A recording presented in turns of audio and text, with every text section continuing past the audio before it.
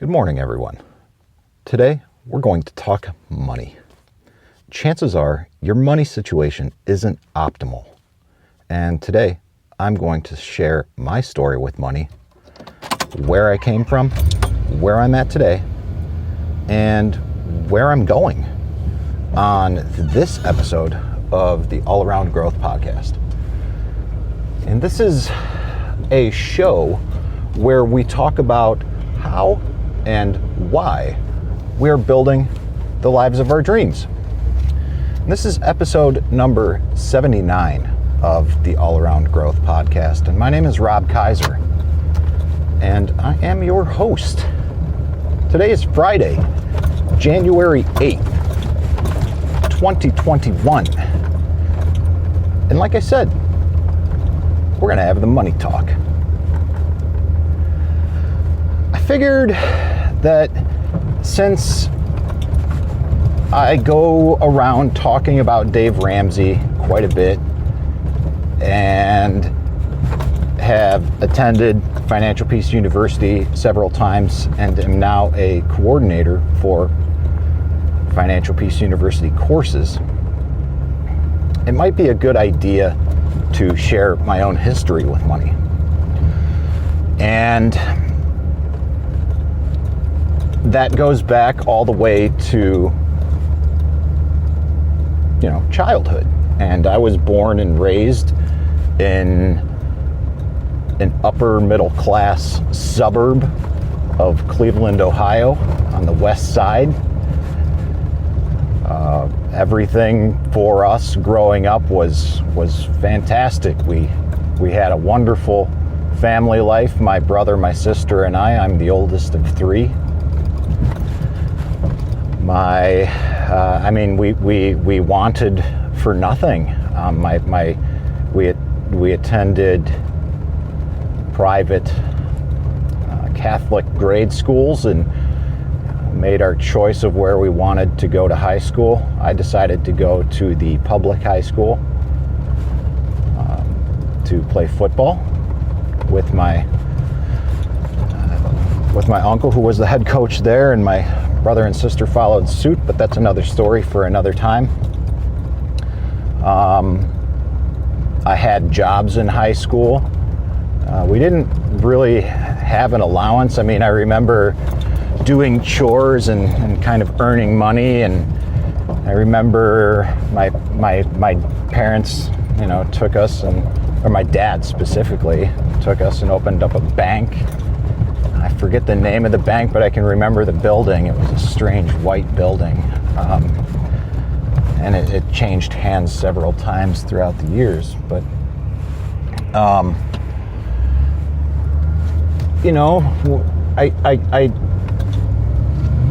as far as I can tell, my parents tried to teach me about money as best they could. And then I was in high school and just doing the high school thing and getting ready to go to college. And, the learning of money, I guess, kind of stopped in high school. There was so much of a focus on athletics and other things like that it never came up. And when I got to college, I could get a pizza or a t-shirt or a frisbee for signing up for a credit card. And I, like many people, didn't really understand credit cards. My parents never talked to me at that point because I was an adult, and I'm sure that if they tried, I put a stop to that conversation. And like many teenagers, I was kind of a hard-headed jerk. And in my early 20s, I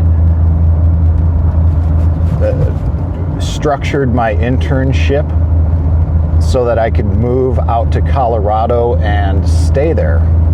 And I lived there for a couple of years. And during this process of moving out to finishing school and moving out to Colorado, I managed to rack up more thousands of dollars in debt that I had in years of life. And in my early 20s, I declared a bankruptcy. And I guess it's worth pointing out at that time, the bankruptcy in part was due to a pretty serious car accident that I had in my early 20s when I had a seizure behind the wheel and drove into a cement truck on the highway and had the roof almost sheared completely off of the 1988 Subaru DL that I was driving at that time, and had to get cut out of the vehicle. I still have the one remaining intact window from that car. That was one of the rear wagon side windows. I'd have to look at it to actually remember which one, but I'm going to make some nice wall art out of that. So after that accident, I moved home shortly after. That's, again, another story for another time. Bought another car, head gasket blew. I was out of options, had to move home. And when I was here back, moved back home to Ohio and was living with my parents in my early 20s, that's when I went through the bankruptcy. Okay. So in my mid to late 20s, I went through some rough times, after this bankruptcy. I then got a DUI, and life was I was not at my highest point at that time. I then decided to move to North Carolina and lived there for a few years. I learned how to play old-time music, and then my parents bought this property where I live now, known as York Meadow Farm. And that was around 2007, 2008-ish. No, when they bought it, it was earlier than that. But when I decided to move back here around that time to help them develop the property and maintain the property and what have you. But at that time, the housing bubble burst and the economy took a dump, and they could not get financing to build on the property at that time. And I went ahead and took another job that allowed me to fast track and gain some experience, and that was kind of my foray into the corporate world. And I began that through forestry, utility forestry, surveying utility lines along rights of ways, or surveying trees along utility rights of ways, gathering data. And then soon I went from an independent forester to managing projects, to managing territories and large numbers of employees, upwards of 40, almost 50 people, and fairly large accounts. And I was on the road a lot, and this is probably around 2008.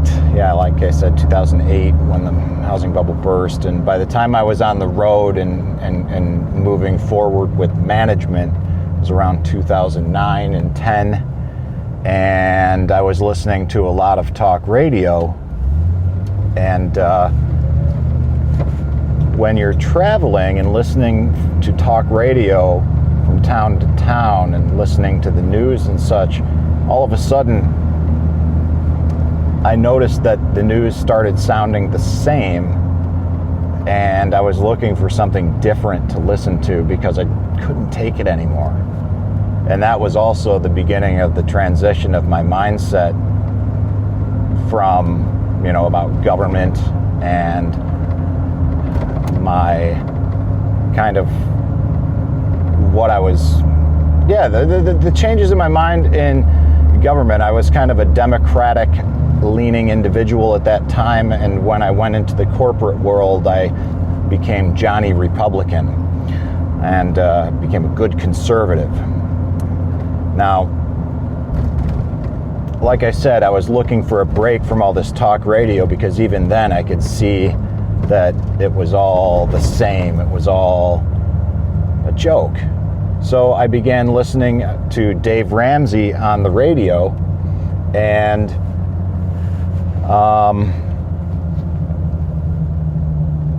that was interesting. So, my history with Dave Ramsey dates back to about that time, 2008, 2009, and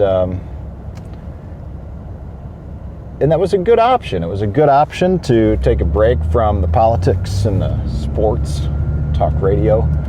And Dave Ramsey also became the first podcast that I ever listened to, because I was looking for options and ways to continue listening when I wasn't available to listen to the radio show.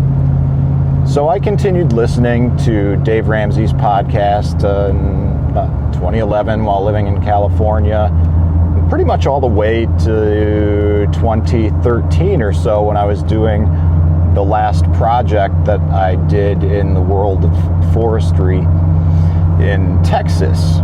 And at that time, I had actually sort of stopped listening to the podcast and stopped listening to many podcasts at that time.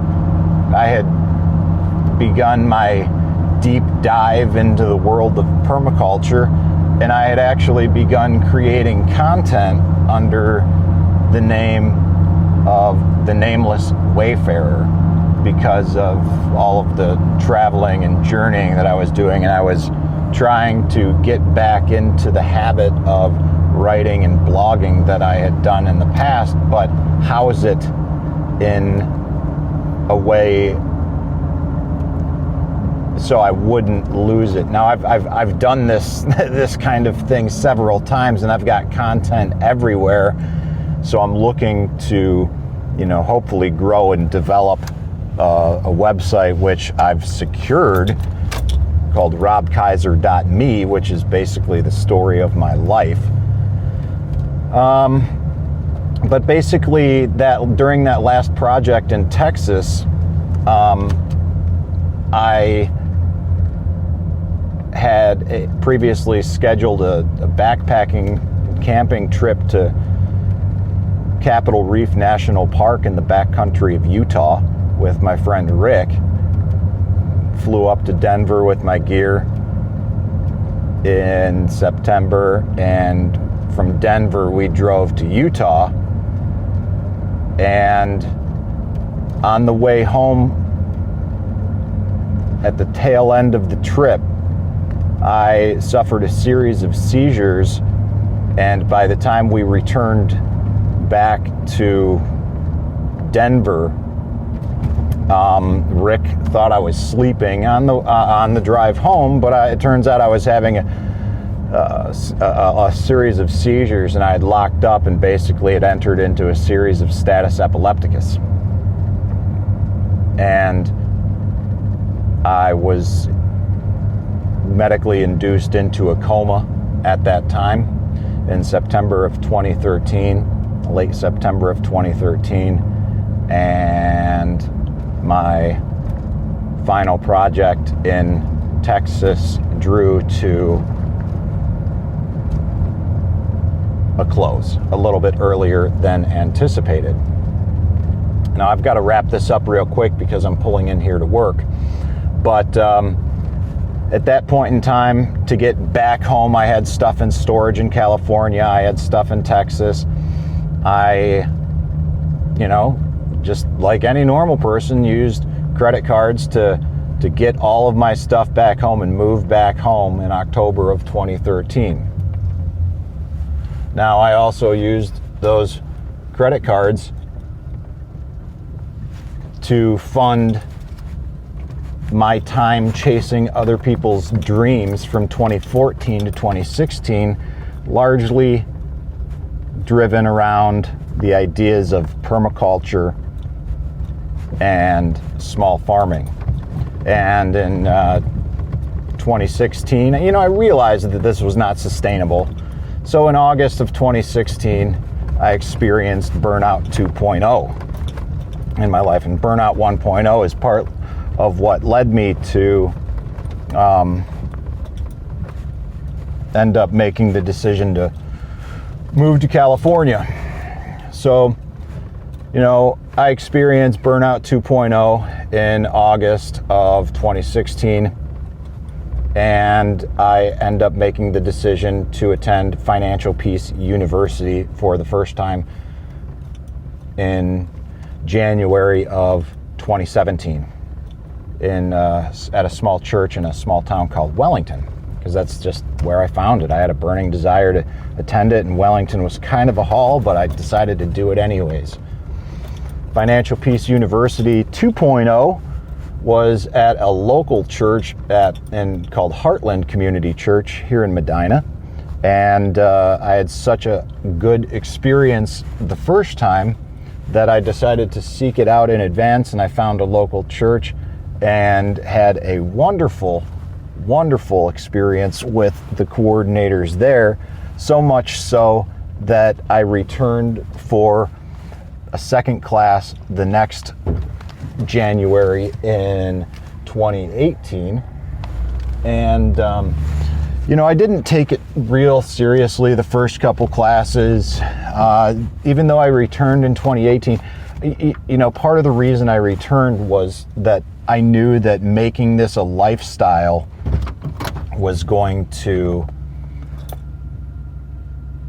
be a good decision. It was going to be something that I needed to do. So I kept returning. I kept coming back. I kept working the program. But even in 2018, I was still doing what I've learned to call Dave-ish. I wasn't working the program outlined in Financial Peace University exactly as it was intended to be worked. I was modifying it a little bit as I saw fit, and subsequently not making the progress that I was hoping to make. So when I went back for the second class in January of 2019 at Heartland Community Church, I finally decided to get serious and work with a, what do they call it? Endorsed Local Provider, ELP, a Dave Ramsey certified financial coach. And in January 19, I had $23,000 in consumer debt.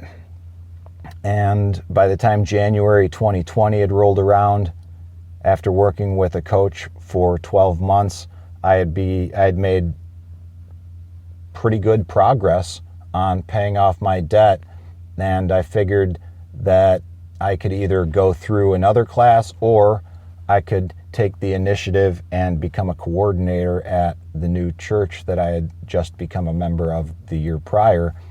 And it seemed like, even though I was carrying debt, coordinating a class seemed like the best accountability partner to have. And that was an accurate assessment, and indeed I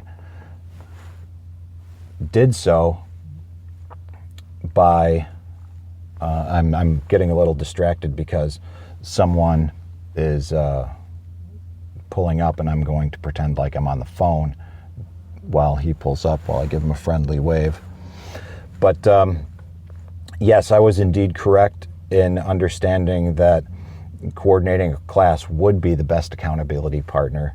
And I became debt-free in June of 2020, despite the strange year that we had last year on account of the coronavirus. And since then, I have moved forward with baby step 3, and I am proud to say that I have 3 months right now of emergency savings. I am working towards 6, but quite frankly, I am working towards 12. But now that I've got 3, I understand my goals and how I can achieve them a little bit more effectively. So, I scaled it down. I'm working towards 6. Everything's a little bit more manageable. And, I think that I've talked to a lot of people about this whole thing with Financial Peace University and how they say they have not really experienced some success with it. And, some of Dave Ramsey's ideas are flawed or what have you. And I understand that it's not for everyone. And for years, it wasn't for me. And I am now a firm believer that the program works if you work it, but you've got to work the program. And for me, things didn't really begin to kick in until I started honestly and sincerely tithing. And I was dabbling with giving to charity here and there. Different charities like the Salvation Army, because I wasn't really active in a church. But this whole experience with FPU for 2 years at Heartland Community Church got me feeling as though I wanted to get back involved in the church. So that was a contributing factor to my decision to start attending different churches and find, or at least try to find, a church home. And I was successful at doing so. And that was the location of the first class that I coordinated last year. And this year, actually this month, in just a couple of weeks, we will begin a Financial Peace University class online. It will be a virtual class with all of the uncertainty regarding in-person meetings and things like that. I've never done a virtual class. I'm not sure how this is going to work out, but I'm going to try to continue to promote it, and hopefully we will get some people signed up. And I need to be a little bit more diligent about doing that as I sit here and speak about it. Anyways, one of the quotes from The Total Money Makeover by Dave Ramsey that stood out to me the most was, we buy things we don't need with money we don't have to impress people we don't like. Now, I'd like to read that one more time. We buy things we don't need with money we don't have to impress people we don't like. Now, while that was in The Total Money Makeover, it may have also been from the Fight Club. I don't know.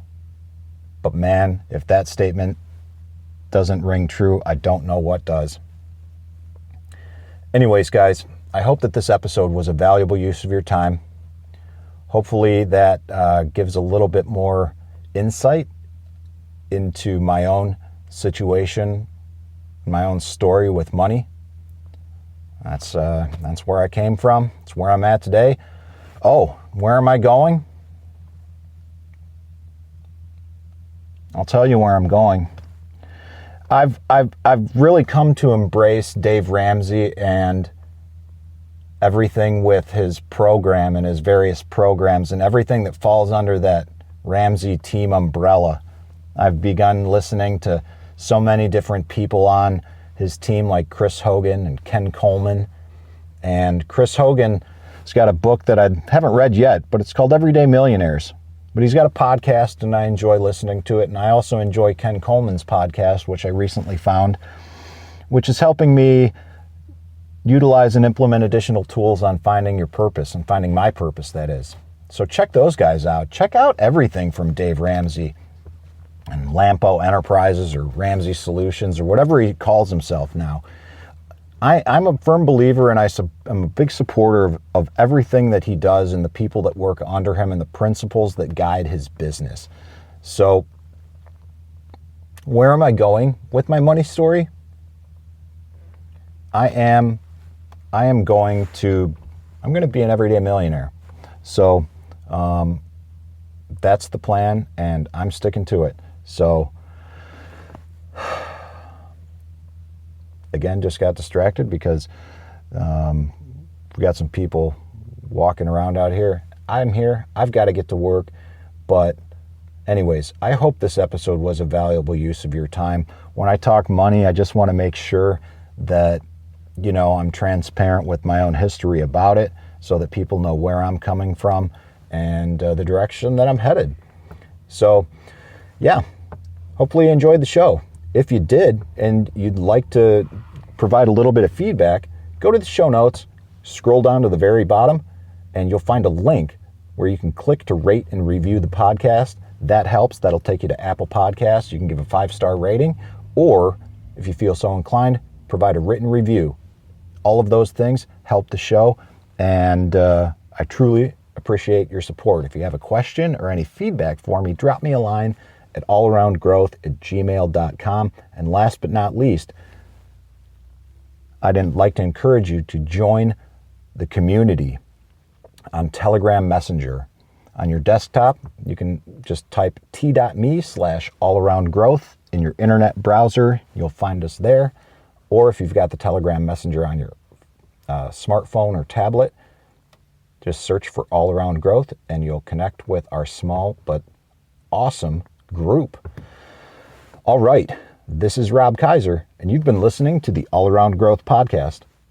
Thank you for your time, and I sincerely hope that you have a great day. Thanks, everybody.